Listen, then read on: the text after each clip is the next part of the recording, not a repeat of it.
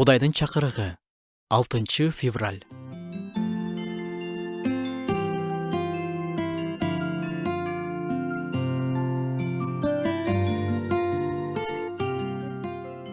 Азыр уурулукка, бузукулукка жана башка күнөөлөргө болгон адамдардын көз карашы кандай? Мындай сөздү көп угуп калам. Эң негизгиси кармалып калбасаң эле болду. Эч ким билбесе эле болду. Ыйык жасуу болсо эмне дейт? Өз кылмыштарын жашырган адам ийгиликке жетпейт. Ал эми өз кылмыштарын мойнуна алып, аларды таштаган адамга ырайым кылынат.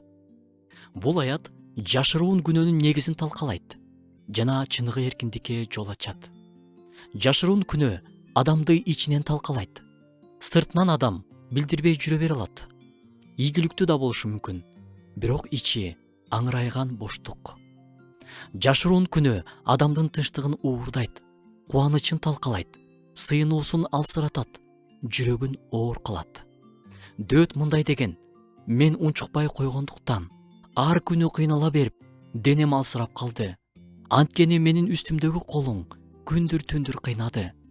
Кургакчылык убагындагыдай өңдөн түстөн кеттим. Жашырган күнөө ошо бойдон жок болуп кетпейт. Тескерисинче тамырлап кетет. Антип күнөөнү жүрөгүнө жашырып жашаган адам ийгиликке жетпейт. Кудайдын батасынан куру калат. Иштеринде жемиш жок. Мамилелер талкаланат. Кызматында күч болбойт. Жашоонун ар бир күнү күрөшкө айланат.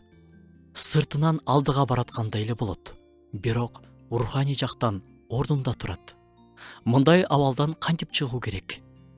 Күнөөлөрдү моюнга алып, аларды калтыруу аркылуу гана. Кечир эле деп коюу эмес, аларды калтыруу. Караңгыда катылып жаткан күнөөнү алып, ачыкка, жарыкка чыгарган адамды Кудай кечирет. Эгерде күнөөлөрүбүздү мойнубузга алып, ачык айтсак, ишенимдүү жана адилеттүү Кудай күнөөлөрүбүздү кечирет жана бизди баардык адилетсиздиктен тазалайт. Кудайдын жарыгы келген жерге эркиндик келет, кубаныч кайтып келет. Кудай менен мамиле калыбына келет. Кудай жүрөктөрүбүзгө сүйлөп, жашыруун күнөөлөр бар болсо ачып берсин жана бошонгонго жардам берсин.